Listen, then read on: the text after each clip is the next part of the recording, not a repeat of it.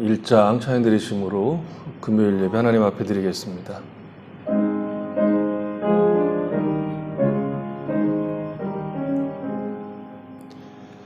만복의 근원 하나님, 온 백성 찬송 드리고 저 천사여 찬송하세. 찬송 성부 성자 성령 아멘.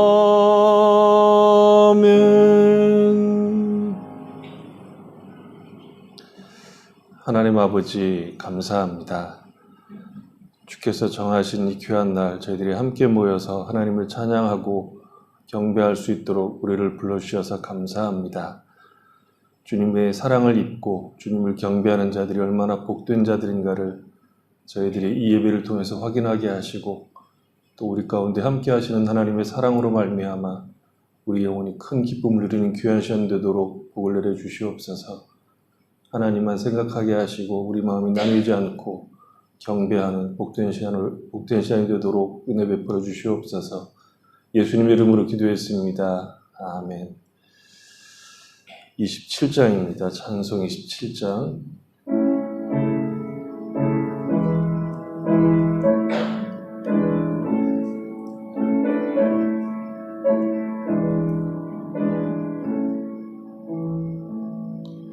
빛나고 높은 보좌와 그 위에 앉으신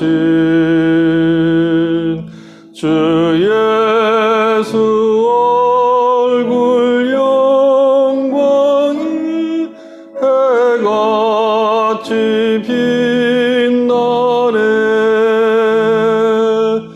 해같이 빛나네. 지극히 높은 위엄과 한없는 자비를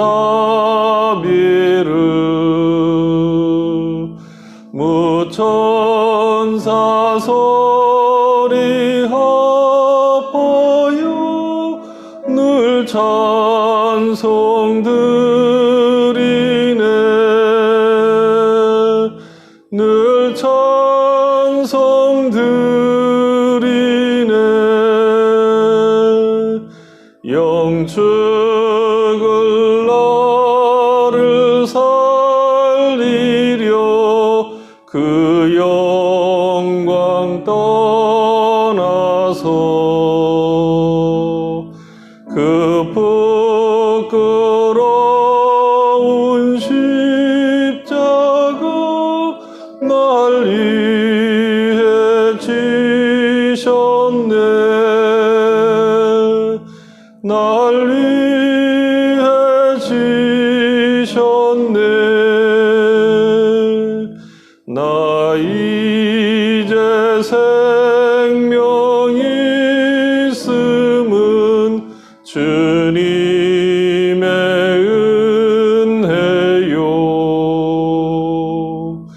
저 사망 권세 이기니 큰 기쁨 넘치네. 큰 기쁨 넘치네. 주님의 보좌 있는데 전한 몸 이르러 그 영광 몸소 배울 때 내 기쁨 넘치리. 내 기쁨 넘치리. 아멘.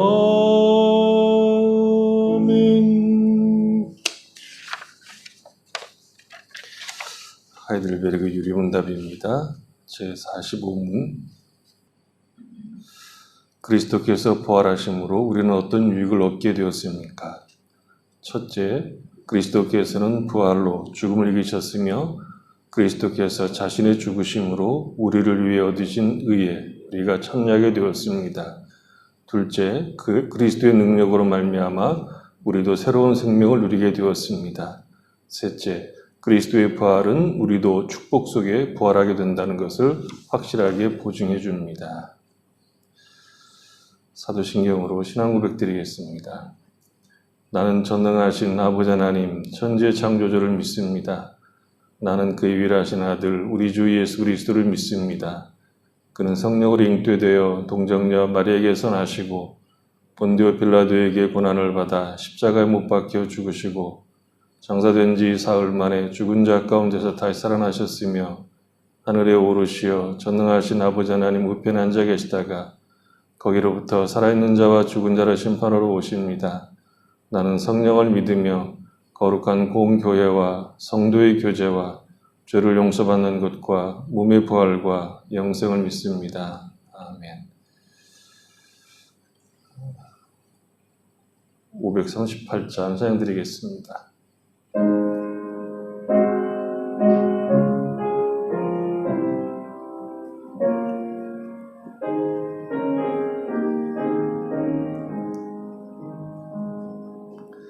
죄짐을 지고서 고나거든 내 마음속에 주 영접하며 새 사람 되기를 원하거든 내 구주를 영접하라. 의심을 다 버리고 구주를 영접하라. 만문 다 열어놓고 내 구주를 영접하라. 정결케 되기를 원하거든 내 마음속에 주 영접하며 생명수 마시기 원하거든 내 구주를 영접하라. 의심을 다 버리고 구주를 영접하라. 만문 다 열어놓고 내 구주를 영접하라. 진실한 친구를 원하거든 내 마음속에 주 영접하며 내 맘의 평안을 원하거든 내 구주를 영접하라. 의심을 다 버리고 구주를 영접하라. 만문 다 열어놓고 내 구주를 영접하라. 즐거운 찬송을 하려거든 내 마음속에 주 영접하며 평안한 복지에 가려거든 내 구주를 영접하라.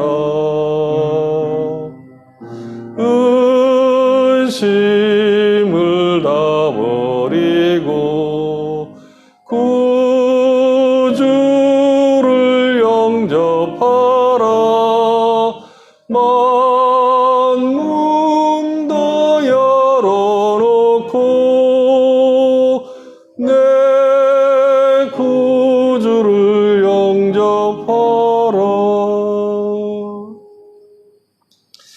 전상질 집사님 기도하시겠습니다.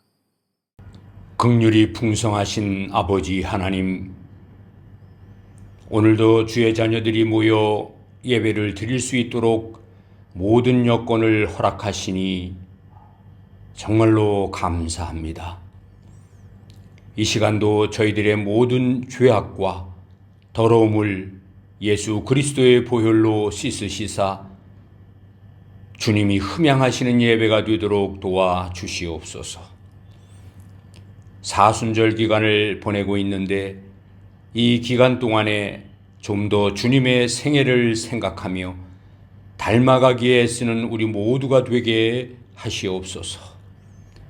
겸손함으로 오셔서 하늘의 도를 가르치시고 온전한 삶을 몸소 보여주시다가 우리의 모든 죄악을 감당하시어 산재물 되셔서 십자가에 달려 돌아가신 주님을 믿고 그 이름을 부르는 자마다 죄 없다 여겨주시며 또 부활하시어 부활의 소망을 가지고 살아갈 수 있게 하시니 너무나도 감사합니다. 우리 모두가 주님의 자녀로서의 본분을 다하여 주님의 향기를 드러내며 삶의 모든 부분이 하나님께 영광 돌리는 것에 초점이 맞춰주게 도와주시옵소서. 삶의 무게가 너무 커서 힘들어하는 성도들을 돌보아 주시고 몸의 질병으로 힘들어하는 성도들에게도 속히 건강함을 회복시켜 주시어서 반석에서 샘물이 솟아나듯 모두에게서 기쁨의 찬송이 터지게 하옵소서. 예배를 준비한 모든 손길들을 기억하시어 축복하시고 전 목사님을 통해 들려주시는 생명의 말씀이 우리 모두에게 생수되게 도와주시옵소서.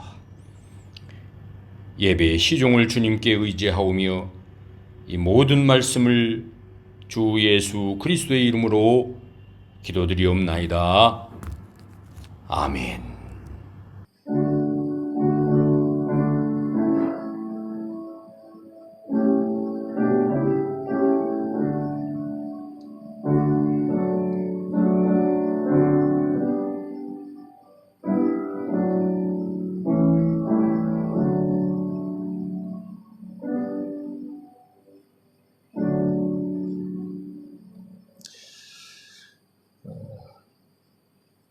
에베소서 5장입니다. 에베소서 5장 5절로 7절입니다.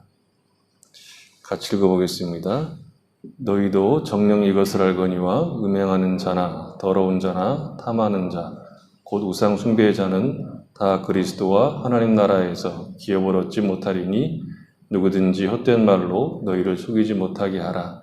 이로 말미암아 하나님의 진노가 불순종의 아들들에게 임하나니 그러므로 그들과 함께하는 자가 되지 말라. 신존 집사님, 주의 인자하신 그 사랑이 찬양했겠습니다.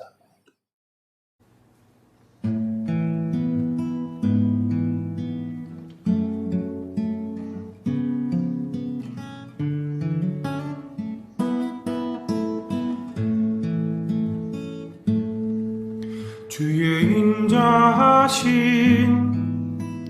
그 사랑이 내 생명보다 나으며 위로하시는 주 손길이 내 눈물보다 귀하다. 변함이 없는 주 임재가 내 근심보다 가깝고 주님을 잊은 그 보혈은 내 상처보다 진하다. 결국 내 주님과 함께 사는 것 나의 영원한 소원. 주의 아름다움 안에 사는 것 나의 영원한 기쁨 주의 인자신 그 사랑이 내 생명보다 나으며 위로하시는 주 손길이 내 눈물보다 귀하다 변함이 없는 주 임재가 내 근심보다 가깝고 주님을 이신 그 보혈이 내 상처보다 진하다 결국 내 주님과 함께 사는 것 나의 영원한 소원 주의 아름다움 안에 사는 것 나의 영원한 기쁨 결국 내 주님과 함께 사는 것 나의 영원한 소원 주의 아름다움 안에 사는 것 나의 영원한 기쁨 내가 매일 십자가 앞에 더 가까이 가오니 구세주의 흘린 고백 비로소 나를 정케 하소서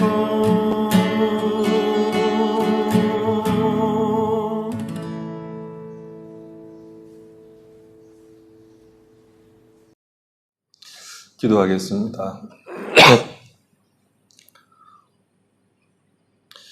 하나님 아버지 감사합니다. 우리의 매일이 하나님의 은혜 가운데 살아가는 날들임을 고백합니다.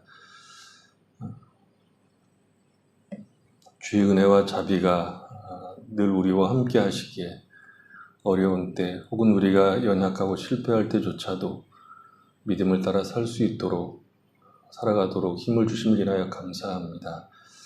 하나님 우리 아버지 우리가 더 하나님을 알게 하시고 하나님의 어떠한 사랑으로 우리를 붙들고 있는가를 깨닫고 힘을 다해 주를 사랑하고 또 주께서 우리에게 말씀하시는 그 음성을 듣고 순종하는 자리에 가도록 복을 내려 주시옵소서. 이 세상의 어떤 것도 하나님을 알고 하나님의 말씀을 따라 행하는 것보다 더 큰 기쁨이 없다는 것을 저희들이 깨닫게 해 주셔서 하나님을 더 기뻐하고 그의 길을 따라갈 수 있도록 은혜를 베풀어 주시기 원합니다. 우리가 처해 있는 모든 상황들, 조건들은 우리가 믿음으로 살지 않아도 게으름을 피워도 되는 조건들이 아니라 그 모든 것들이 하나님의 은혜와 사랑을 증거하는 내용들인 것을 알고 우리가 처한 조건과 환경 속에서도 하나님의 사랑과 은혜를 담아내는 믿음을 따라 살 수 있도록 복을 내려 주시옵소서. 이 귀한 시간 저희들이 함께 모여 있습니다. 하나님 은혜를 베푸셔서 말씀하시는 주의 음성을 듣게 하시고 그 말씀을 통해서 우리의 삶이 힘을 얻게 하시고 또 믿음의 길을 걷고자 하는 결심하는 귀한 시간 되도록 복을 내려 주시옵소서. 예수님 이름으로 기도했습니다. 아멘. 5절을 보면 사도 바울이 상당히 강한 경고를 하고 있다는 것을 알 수 있습니다. 그리고 그 사실에 대해서 에베소 성도들도 이미 알고 있는 것이다 라고 얘기하고 있습니다. 말하자면 예수를 믿는 사람이라면 누구나 알고 있는 분명한 사실을 이제 이야기하는 것이죠. 너희도 정녕 이것을 안다 라고 얘기하고 있습니다. 무엇을 안다고 말합니까?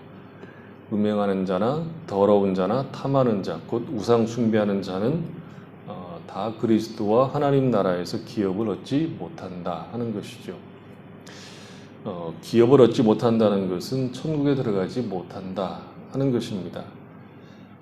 우리가 예수를 믿는 가장 중요한 이유가 지옥이 아닌 천국에 가려고 믿는 것입니다.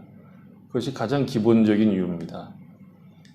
나는 천국이라고 하는 실체가 없어도 예수를 믿을 것이라고 말하는 사람은 고급한 사람이 아니라 기독교를 윤리적으로 붙들고 있는 것이지 참된 믿음이라고 말할 수 없습니다. 예수를 믿는 가장 기본적인 이유는 천국에 가려고 믿는 것입니다. 천국이 없으면 저는 예수를 믿지 않을 겁니다. 천국 가기 때문에 예수를 믿습니다. 그러니까 천국 가기 위해서 예수를 믿는다라고 하는 이 답은 100점 만점에 적어도 70점 이상을 줄 수 있는 답입니다. 그런 의미에서 그 5절의 경고는 상당히 강한 경고라고 볼 수 있죠. 하나님 나라의 기업을 얻지 못하는 수가 있다 하는 것입니다. 그것을 누구에게 경고하고 있는가 하면 에베소 성도들에게 하고 있습니다. 우리는 이런 사실을 알고 있는지 모르겠습니다. 예수를 믿는 가장 중요한 이유가 천국에 가기 위한 것이다 하는 것을 잘 알고 있는지 또 그것을 믿고 있는지 스스로 질문해 볼 필요가 있다는 거죠. 우리는 바울이 하고 있는 이 경고를 귀담아 듣지 않을 가능성이 매우 높습니다. 왜냐하면 성경을 읽을 때조차도 우리는 자신을 중심으로 읽는 경향이 있다는 것이죠.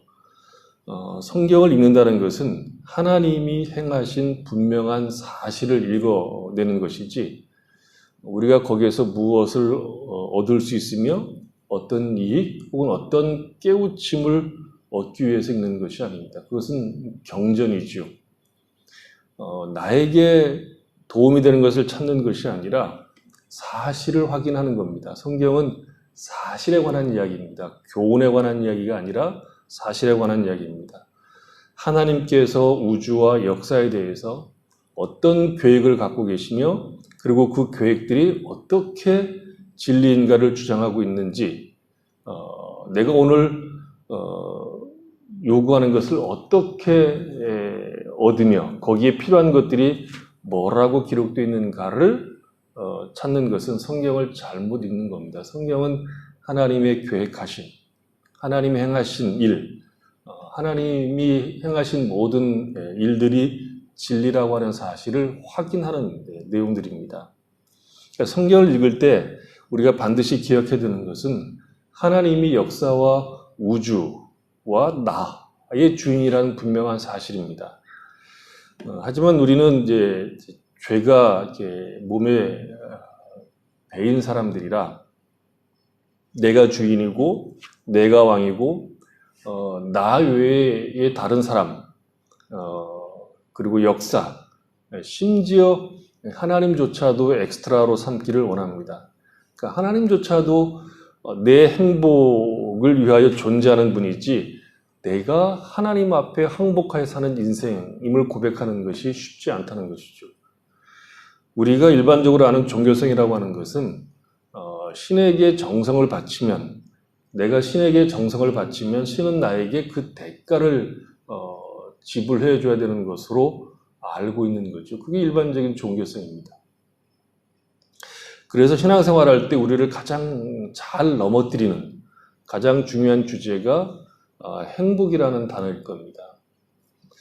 기독교를 붙들고 있는 가장 중요한 이유 중에 하나가 기독교가 우리의 인생을 행복하게 해줄 것이라고 하는 기대가 있기 때문이죠.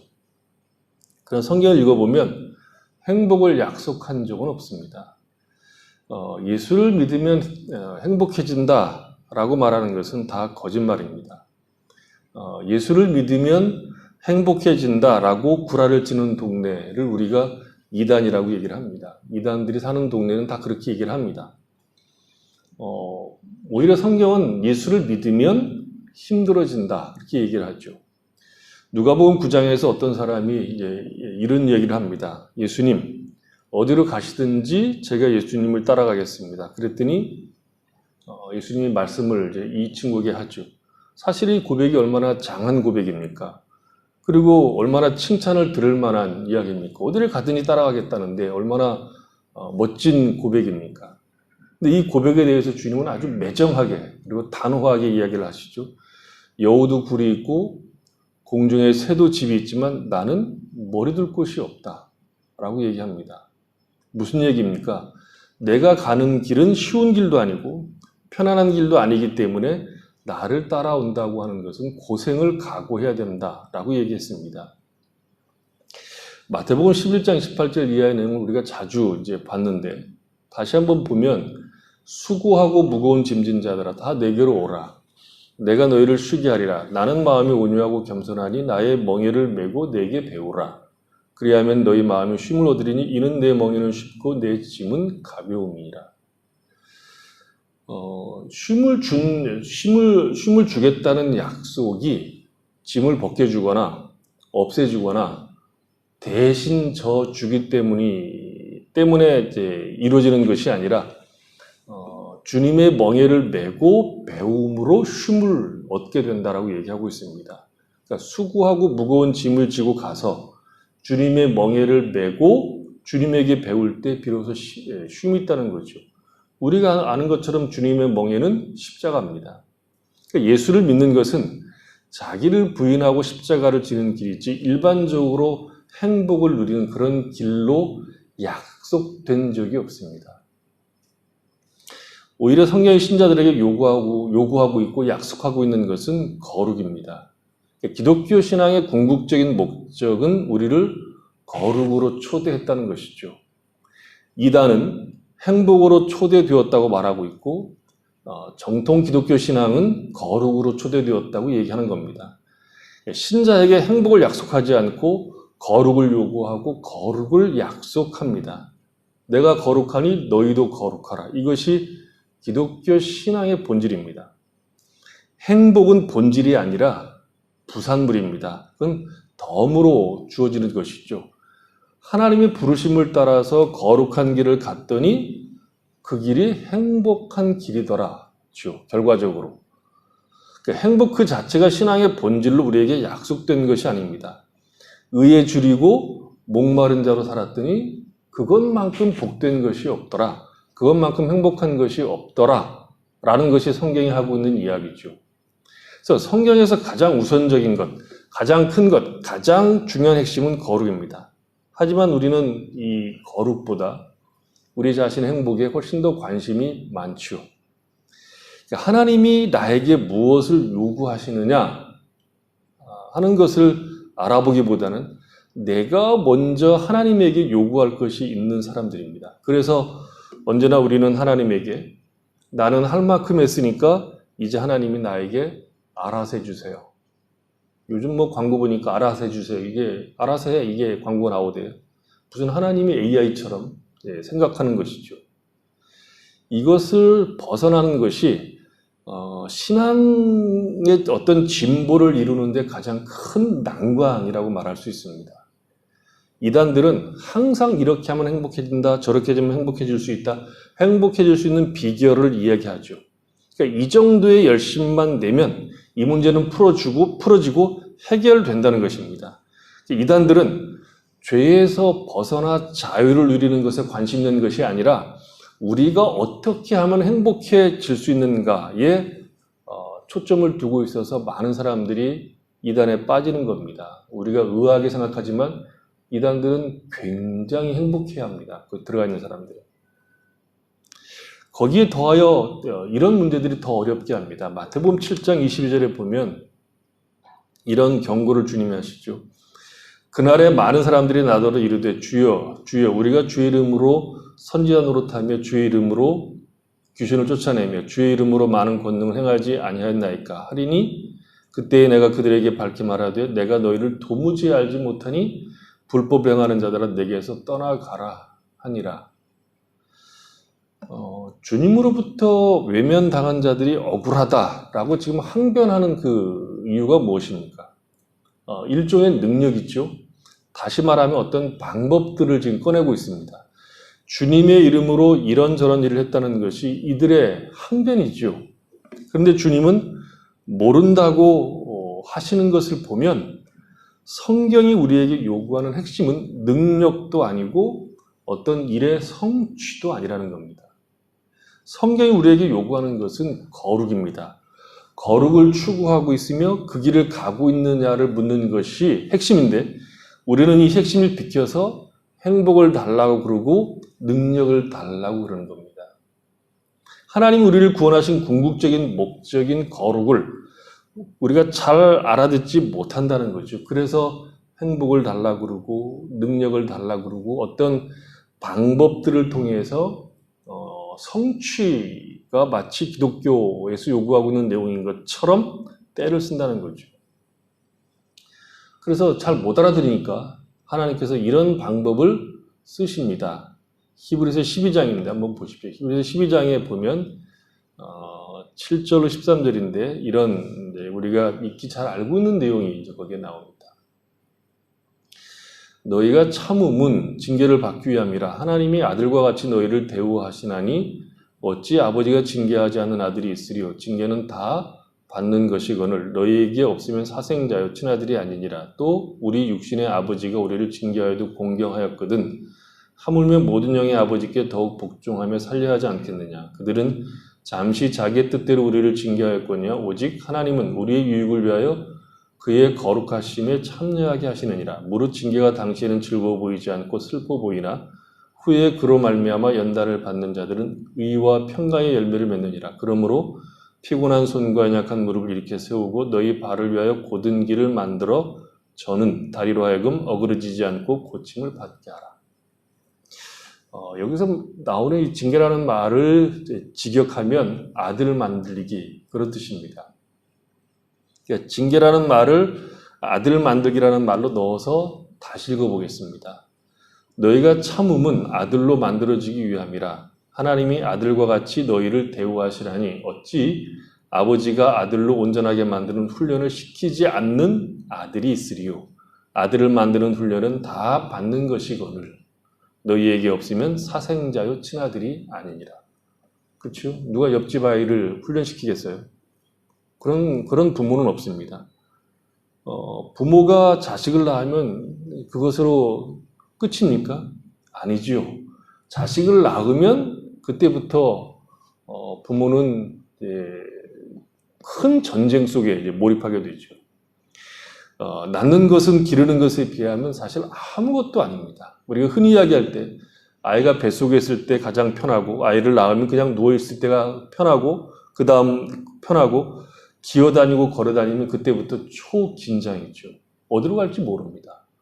아파트 10층 베란다에서 매달릴 수도 있습니다. 어디 가는지 모르니까. 더구나 아프면 얘들이 말을 할 수 있습니까?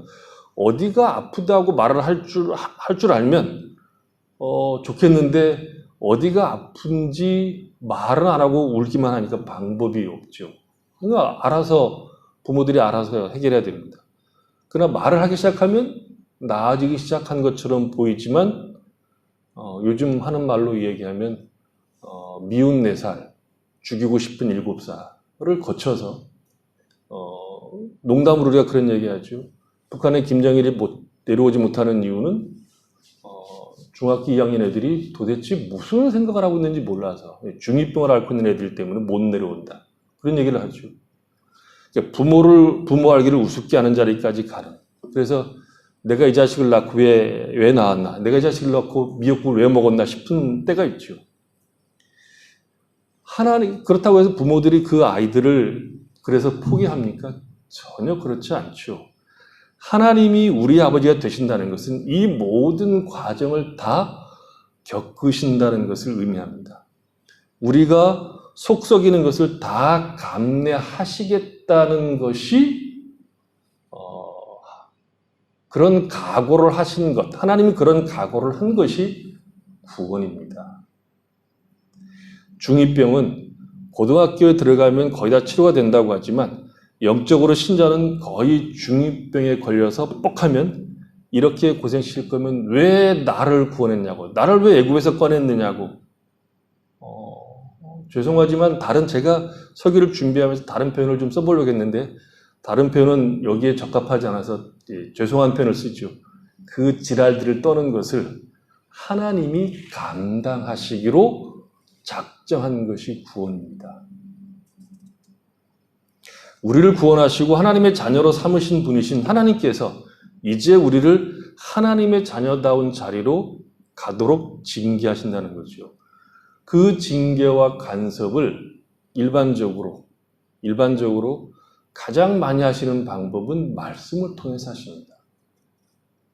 그리고 목사는 이 일에 부름을 입은 자들이기 때문에 함부로 좋은 소리를 할 수가 없습니다. 부모처럼 밥 먹어라, 씻어라, 양치질 해라, 밥 먹을 때 소리 내지 마라, 허겁지겁 먹지 말아라, 어린이 수저들 때까지 수저들면 안 된다. 이 잔소리를 끊임없이 하는 것이 부모의 역할이듯이 하나님은 그 일을 목사들을 불러서 합니다. 1차적으로. 물론 그 소리를 안 들으면 직접 때리시죠. 그러니까 목사를 통해서 성경 읽으세요, 기도하세요, 예배를 잘 드리세요, 나가서 예수 믿는 사람답게 이해하고 용납하고 서로 돌아보는 일을 하세요, 남을 나보다 낫게 여기세요. 이렇게 잔소리를 해대시는 겁니다. 하나님은 우리를 영원한 나라에서 살 수 있고 거룩한 나라에서 살 수 있도록 지금 여기에서 거룩을 준비시킵니다.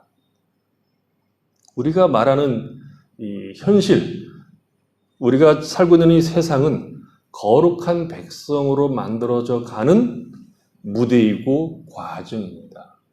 우리가 지금 살고 있는 시대, 배경이죠. 이 배경과 시간은 하나님이 우리를 하나님의 사람으로 만들어내는 무대요 과정입니다.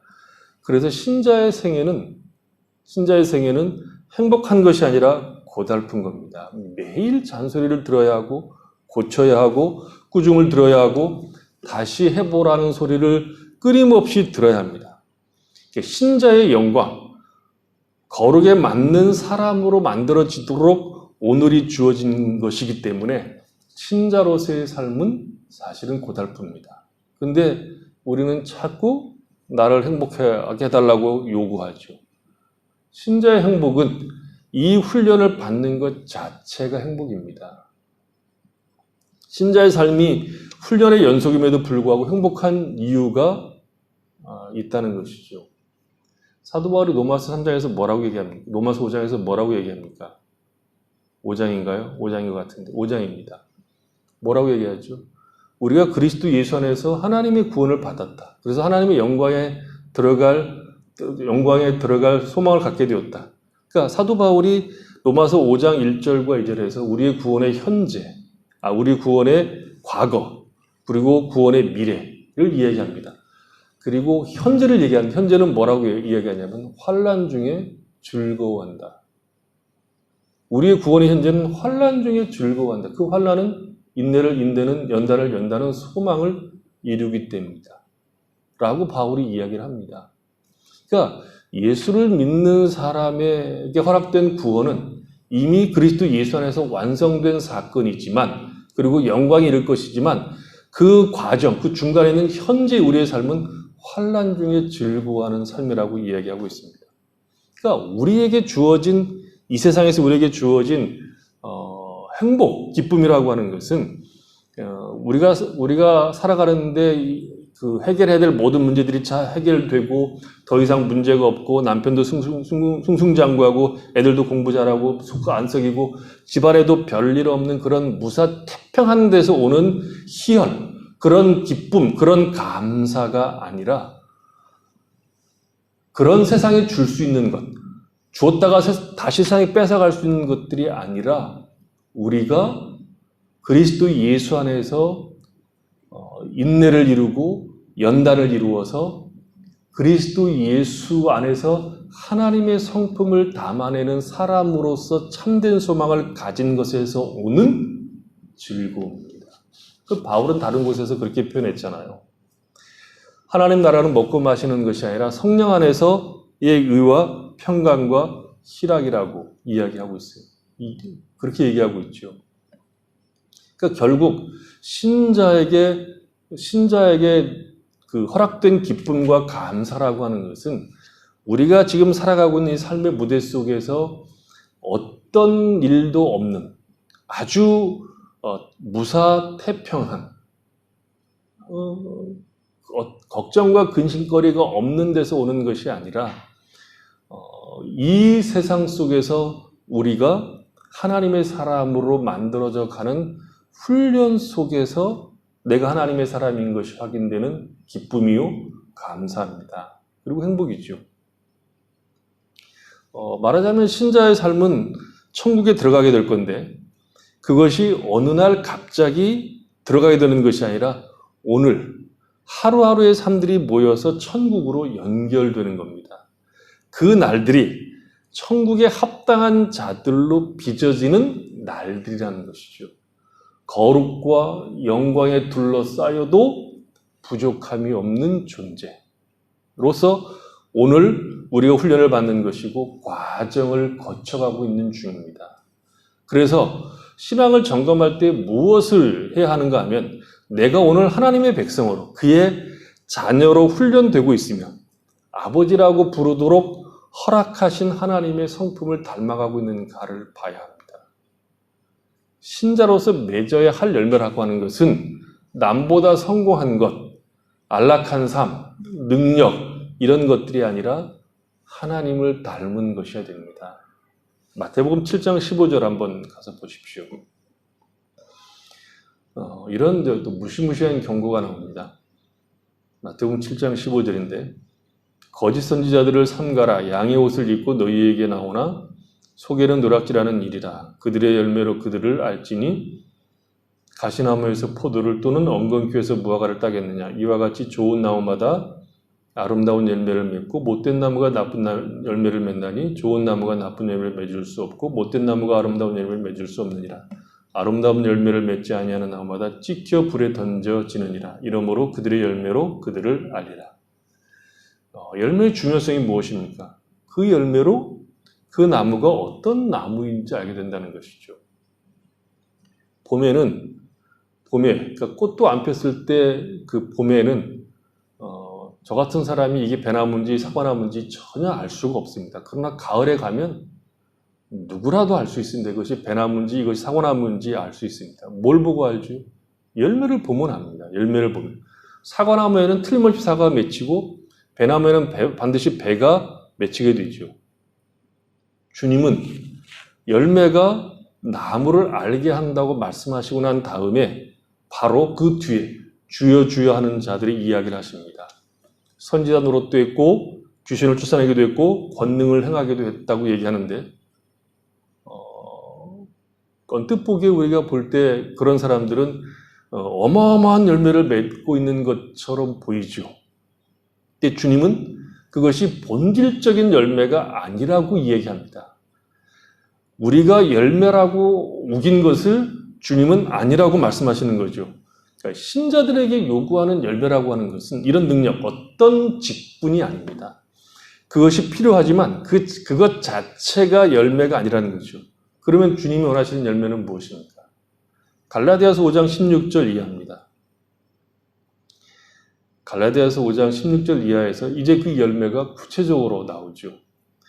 내가 이르노니 너희는 성령을 따라 행하라. 그리하면 육체의 욕심이 이루지 아니하리라. 육체의 소욕은 성령을 거스리고 성령은 육체를 거스리나니 이 둘이 서로 대적함으로 너희가 원하는 것을 하지 못하게 하려 함이니라.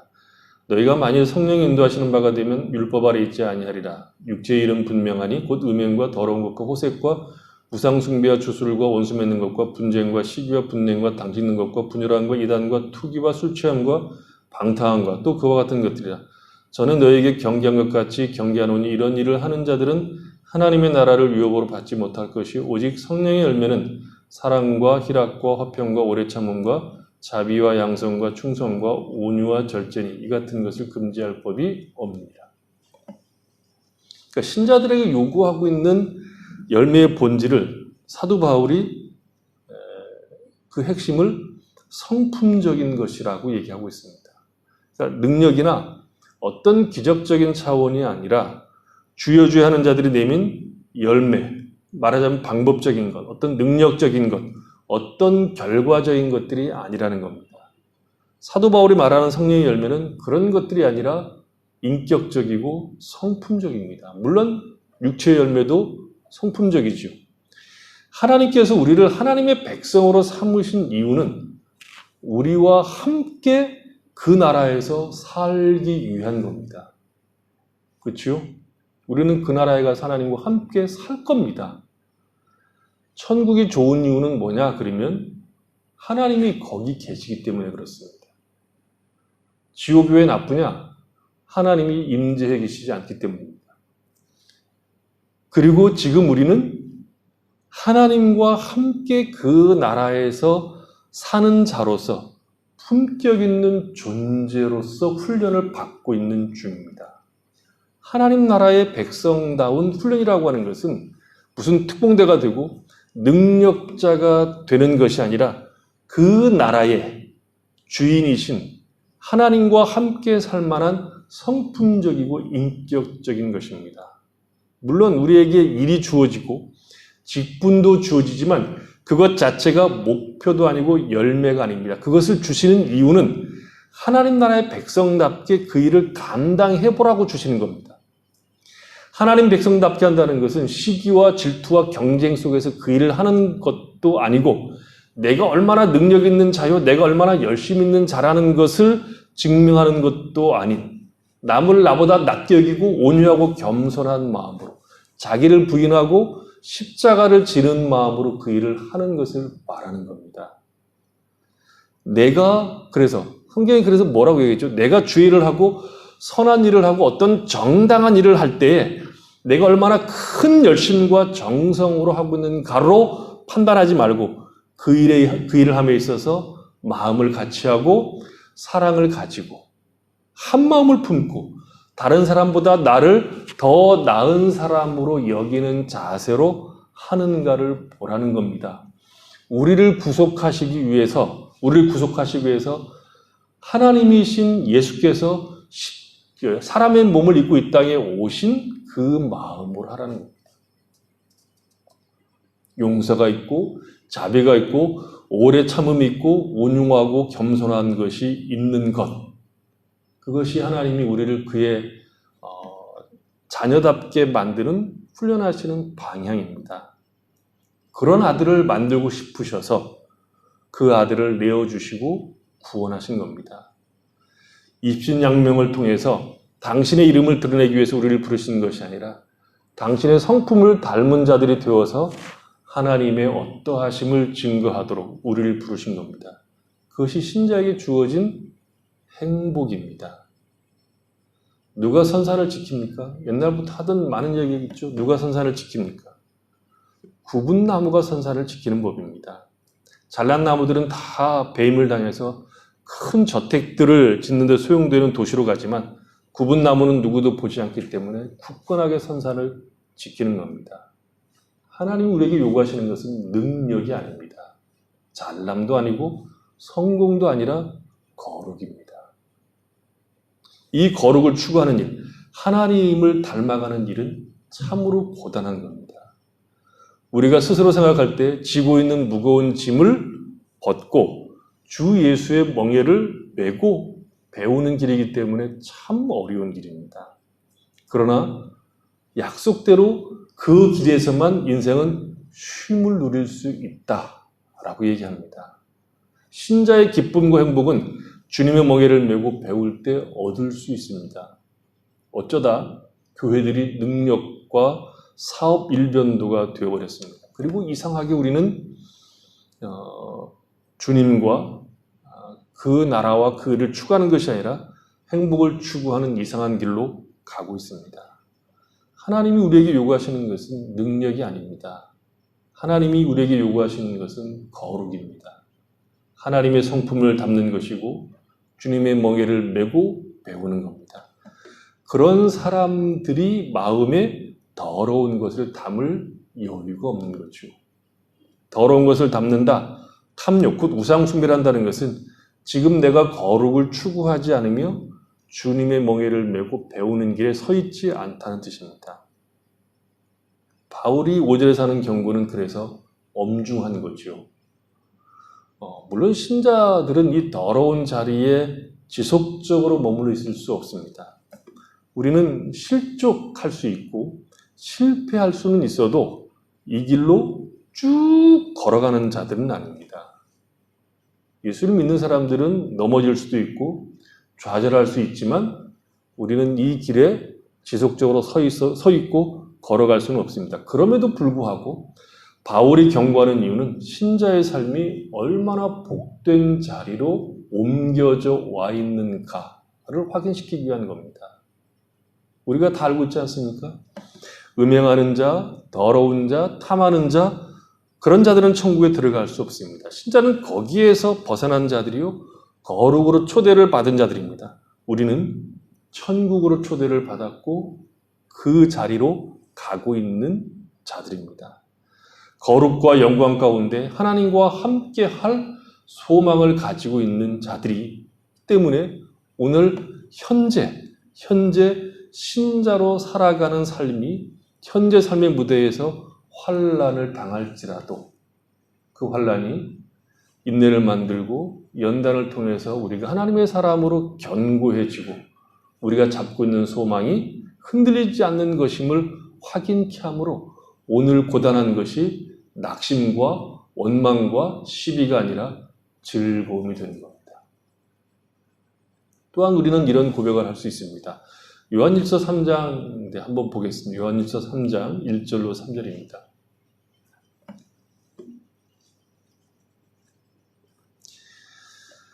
보라, 아버지께서 어떠한 사랑을 우리에게 베푸사 하나님의 자녀라 일컬음을 받게 하셨는가. 우리가 그러하도다. 그러므로 세상이 우리를 알지 못하면 그를 알지 못함이라. 사랑하는 자들아, 우리가 지금은 하나님의 자녀라. 장래에 어떻게 될지는 아직 나타나지 아니하였으나 그가 나타나시면 우리가 그와 같을 줄을 아는 것은 그의 참모습 그대로 볼 것이기 때문이니 주를 향하여 이 소망을 가진 자마다 그의 깨끗하심과 같이 자기를 깨끗하게 하느니라. 하나님이 어떠한 사랑으로 우리를 자녀 삼으셨습니까? 지금 하나님의 사랑을 입어 하나님의 자녀된 영광을 가지고 있지만 장차 누리게 될 영광은 주님과 같이 누리게 될 겁니다. 그것이 우리의 소망이라면 지금 여기에서 거룩한 삶을 사는 것이 억울한 일이 아니요, 오히려 우리의 소망이요, 자랑이고 기쁨인 거죠. 지옥에 갈 사람들이나 더럽게 사는 겁니다. 그러나 하나님의 자녀요, 영광으로 초대된 자들에게, 천국으로 초대된 자들에게 오늘 받는 훈련은 하나님의 자녀로 자라가는 무대요, 기쁨이요, 즐거움일 수밖에 없습니다.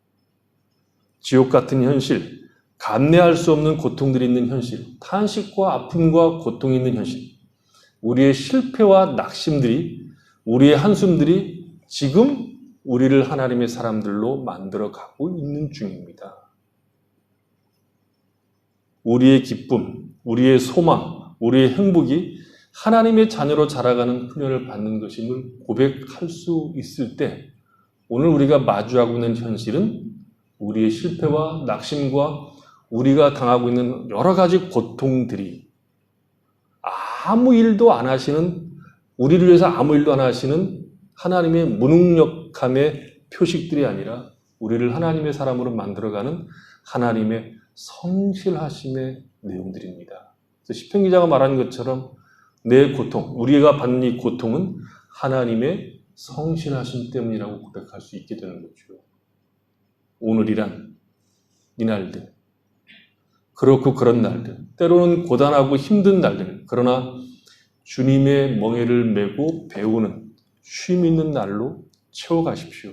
거룩으로 채우시고 깨끗함으로 오늘 살 수 있는 것, 그것만큼 신자된 자들에게 큰 자랑도 없고 명예도 없다 하는 것을 확인하고 그 길을 가는 성도의 이 기쁨을 놓치지 않고 붙잡는 귀한 삶을 사는 성도들이 되시기를 바랍니다. 기도하겠습니다.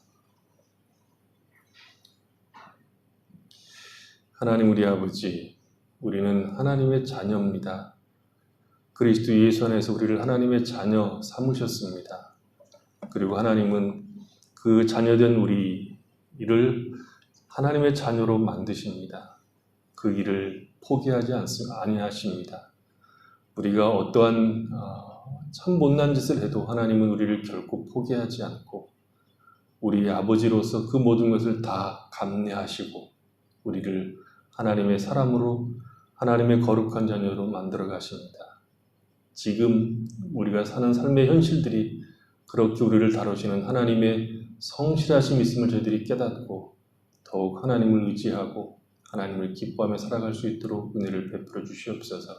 그리고 오늘 그렇게 만들어져가는 이 한날들을 기뻐하고 감사하고 소망 가운데 살아가는 우리의 삶이 되도록, 그래서 신자의 기쁨과 명예가 무엇인가를 누리고 증거하도록 복을 내려 주시옵소서. 예수님의 이름으로 기도했습니다. 아멘. 420장 찬양하겠습니다.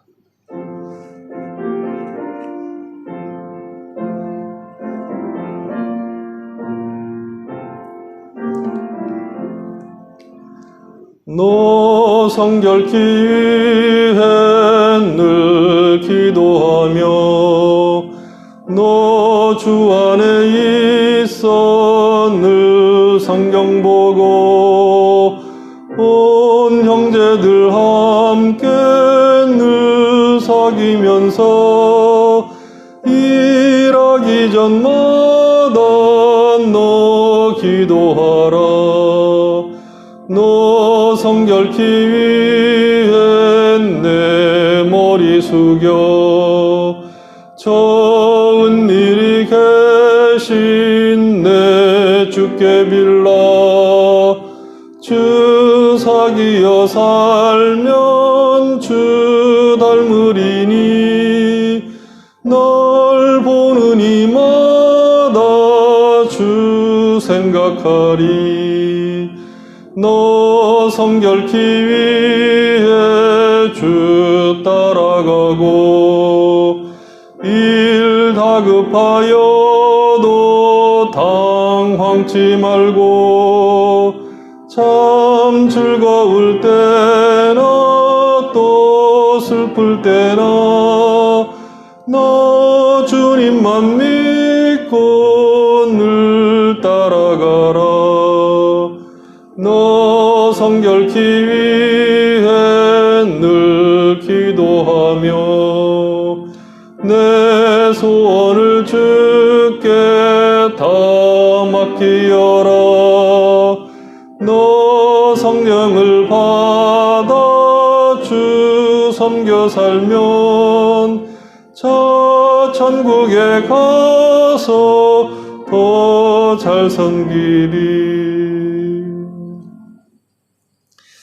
하나님 우리 아버지, 우리를 부르신 그 부르심의 소망을 저희들이 깨우쳐 그 소망을 따라 살아가도록 복을 내려주시기 원합니다. 우리가 거룩한 길을 걸어갈 때, 주를 닮은 그 길을 걸어갈 때, 주님의 멍에를 메고 배우는 그 길을 걸어갈 때 거기에 쉼과 기쁨과 행복이 있음을 저희들이 맛보아 알도록 은혜를 베풀어 주시옵소서.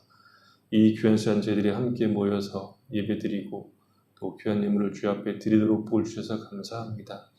드린 손길들 복되게 하시고 저희들이 늘 주님이 허락하시는 것들 인하여 감사하며 이웃들을 섬기며 하나님을 기쁘게 섬기며 살아갈 수 있는 풍성한 삶이 되도록 은혜를 베풀어 주시옵소서.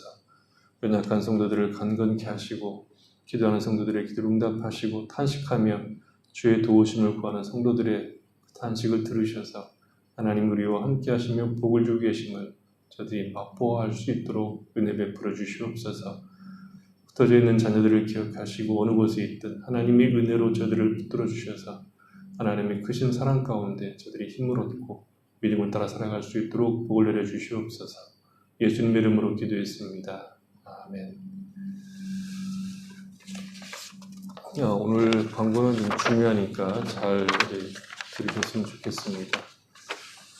우리가 이미 주일날 대면 예배를 시작을 했습니다. 주일 대면 예배도 많이 나오셨으면 좋겠고요. 그리고 다음 주부터 대면 예배, 비대면 예배를 동시에 같이 시작하려고 합니다. 그러니까 3월 26일부터 금요일 날 11시에 대면 예배를 드리고 11시에 그 실시간 송출을 유튜브하고 그 다음에 페이스북으로 송출을 하려고 합니다. 두 개로. 페이스북은 닭학교회로 들어오시면 되고 유튜브는 그냥 우리가 보는 닭한인교회로 들어오셔서 보면 됩니다. 송출이 잘 될지 안 될지는 우리가 잘 모르겠지만 잘 될 거라고 믿고 송출을 하려고 하니까 꼭 그렇게 알아주시고요. 대면 예배는 이제 여러 가지 문제점들이 분명히 있지만 이제 해보면서 조금씩 개선해 갈 필요가 있겠다 그런 생각을 했습니다. 그냥 막연히 문제가 있겠다 그래서 못하는 것이 아니고 해가면서 이제 문제를 해결해 가려고 합니다.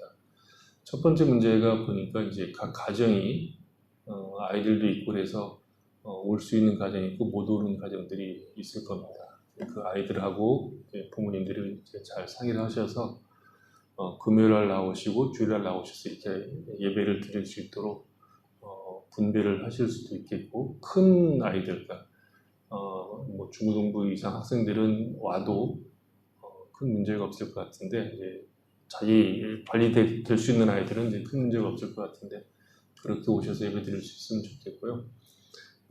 오셔서는 교회 전체 내에서 마스크를 벗거나 쓰거나 이게 벗었다 썼다 이렇게 전혀 할 수가 없고, 반드시 교회 밖에까지 나갈 때까지 마스크를 반드시 착용을 하고 있어야 됩니다. 예배 때도 마찬가지로. 들어오셔서는 열 체크하시고, 그 다음에 샤워 부스가 있는데 그 샤워 부스에서 샤워하시고, 그리고 이름과 그 열 체크한 것을 적어 놓으시고 손을 씻고 이제 올라오시면 되겠습니다. 본당으로 올라오시면 그 본당 의자에 앉을 수 있도록 표시된 것들이 있습니다. 앉는 자리에서 표시된 것이 있는데 거기에 앉으시면 되겠습니다. 의자 하나에 한 분 앉으시면 되고, 가족 단위로 오시는 분들이 네 분이 왔는데 네 분이 다 앉으면 조금 불편할 것 같아요. 가족들이 네 분이 오시면 제 생각에는 두 분 이렇게 갈라서서 앉는 것이 좋을 것 같습니다. 네 명 쭉 앉으면 바로 앞에 앉는 분이 있기 때문에 그렇게 갈라서 여유를 두어서 앉았으면 좋겠습니다. 그렇게 예배를 드리러 오시면 이제 또 예배에 진행자들이 있을 거 아닙니까? 진행자들이 있는데 특별 찬양하시는 분들도 마스크를 쓰고 찬양을 하셔야 될 것 같고, 기도를 하시는 분들도 마스크를 쓰고 기도를 하시고, 저도 설교 전까지는 마스크를 쓰고 사회를 하다가 설교할 때만 마스크를 벗고 이제 설교할 그런 생각을 가지고 있습니다. 우리가 철저하게 방역을 잘 지키면 큰 문제 없이 예배를 잘 드릴 수 있을 것이다 이렇게 생각이 들어지니까 이런 생각들을 하시고 예배에 꼭 참석해 주시기 바랍니다. 1년 만입니다. 3월 26일 날 하면 제 기억으로는 거의 1년이죠. 딱 1년일 겁니다. 1년 만에 우리가 대면 예배를 시작하는데, 이렇게 대면 예배를 이제 시작할 때 이런 일을 좀 해주시고, 또 하나 주위에 우리가 지난 1년 동안 가까이 분명히 들어오신 신자들이 있을 건데 거의 한 명도 이제 우리가 누군지 모르잖아요. 그러니까 주변에 새로 오신 신자들이 있으면 같이 소개해서 오셔서 닦아 있는 동안에 공동체로서 믿음 생활을 할 수 있도록 인도를 많이 주셨으면 좋겠습니다. 다음 주부터 해볼 겁니다. 해볼 거니까 우리가 지금 상황이 그렇게 많이 좋아진 건 아니지만 그래도 너무 겁먹을 상황은 아니니까 방역 수칙을 잘 지켜서 큰 무리 없이 대면과 그 다음에 송출을 할 수 있을 거라고 생각합니다. 한국에서도 예배 시간에 감염된 예는 없습니다. 예배 시간을 통해서 감염된 예는 없다는 얘기는 모든 교인들이 방역 수칙을 다 다 지켰다는 것이죠. 철저하게 거리 두기를 했고 마스크를 다 쓰고 있었고 그러니까 감염된 일은 없었다 이렇게 얘기를 하는 것처럼 큰 무리는 없을 거라고 봅니다. 그럼에도 불구하고 조심해야 되니까 조심하면서 대면 예배를 시작하겠습니다. 그래서 다음 주 화요일 날은 이 영상 녹화가 없고 3월 26일부터는 11시 우리가 늘 금요일 예배 드리던 11시에 대면 예배를 드리고 그것이 진행되는 것을 봐서 중고등부, 주일학교 이렇게 어떻게 하는 방법들을 강구해서 그 교회가 정상화되도록 그렇게 시간들을 밟아가야 될 것 같습니다. 위에서 많이 기도해 주시고 열심을 다해서 오실 수 있는 분들은 오셔서 같이 예배 드리셨으면 좋겠습니다. 저는 그 반반이었거든요. 주일날 예배 드리면 많이 나올 줄 알았어요. 그랬더니 많이 나올 줄 알았는데 그리고 또 속으로는 아니야 안 나올 수도 있겠다 그랬는데 후자가 맞았어요. 많이들 안 나오고 계십니다. 그러니까 우리가 대면 예배 드리는 것을 여러분 기억하시고 지금 뭐 사정들은 이제 대충 저도 알죠. 아이들이 계약을 하지 않아서 묶여 있는 경우들이 많으니까 그런 경우들이 많이 있는 걸 아는데 그럼에도 불구하고 여건들이 주어지면 나오기를 힘써서 같이 예배 드렸으면 좋겠습니다. 5장 찬양 드리겠습니다.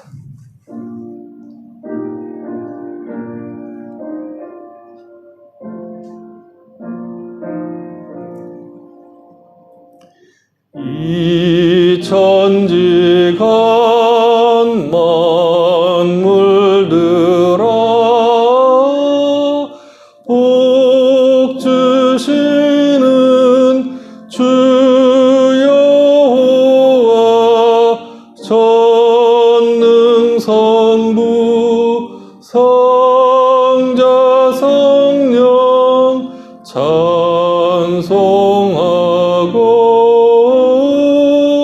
찬송하세.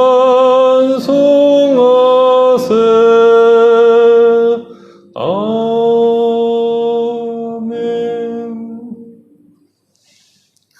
주 예수 그리스도 은혜와 하나님 아버지 사랑하심과 성령의 교통하심이 우리를 하나님의 자녀로 하나님과 영원히 함께한 하나님의 거룩한 자녀로 우리를 부르셔서 이 땅에서 우리로 하여금 하나님의 자녀답게 우리의 삶을 인도하시는 하나님의 그 자비로우신 손길에 우리 자신을 의탁하고 순종함으로 하나님의 사람들로 살아가는 기쁨을 누리며 살아가길 원하는 주의 사랑하는 모든 백성들과 그 가정과 삶의 터전위에와 출타있는 성도들과 홀로 떨어져 있는 살아가는 자들 머리 위에와 이 땅에서 구원을 기다리고 있는 수많은 영혼들과 저들을 위해서 수고하는 주님의 모든 귀한 종들 위에 지금부터 영원토록 함께 계실지어다. 아멘.